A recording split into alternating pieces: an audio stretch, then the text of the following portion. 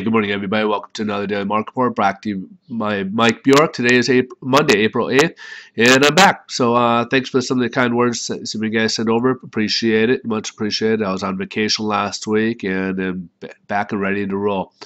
Economic news releases. We have none scheduled for today, but we do got some important ones coming out later this week. Friday will be the big kind of heavy loaded ones with some of the retail sales coming up.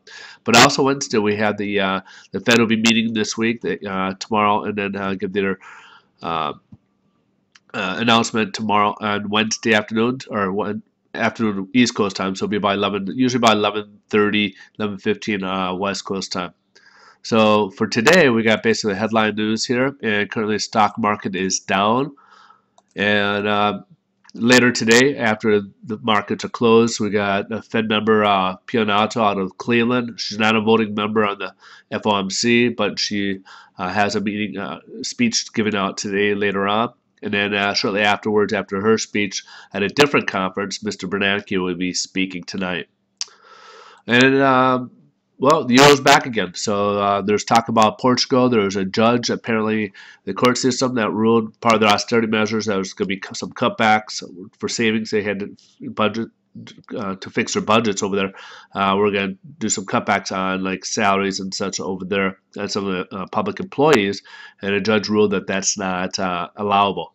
So that's a little bit of a setback for them. So now they're going to have to go back and revisit their budget and figure out how they're going to be able to balance it as they receive bailout money from the euro. And this is weighing on the euro as a whole. So this will be interesting to see how they play out. So we may hear more about the European community coming forward. You know, as we mentioned around May, we'll probably most likely have the elections again for Italy.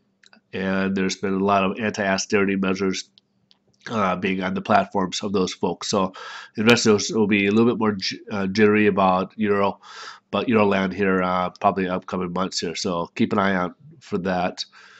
So let's jump over to the bond market and see what's going on over here. So Friday we had a huge increase here, as we saw from this is Thursday, and we jumped all the way up here and had a nice improvement in the interest rates. Even had tested some further highs up here, but pulled back a little bit on there and closed on here. So we still had pretty good, robust. And today we're down about 12 basis points from where we left off on Friday. But this was worth about a 50 basis point improvement here. So we got really be cautious here because we do have opening gap for longer sustainment over a healthy growth. We will probably most likely close this at some point and then hopefully work our way upwards. I mean, we had a nice improvement. So rates are not as good as they were on Friday because we're down about 12 basis points. But be cautious for short term.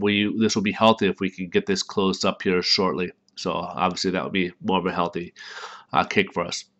So rates are down a little bit from Friday's numbers, even though Friday we had really good. And that was all due to the jobs numbers that came out, where they were very disappointing. Even the unemployment rate came down. That was only because we had about 665,000 people that pulled out of the market that weren't even factored into it, even though there's no jobs that were really created last week.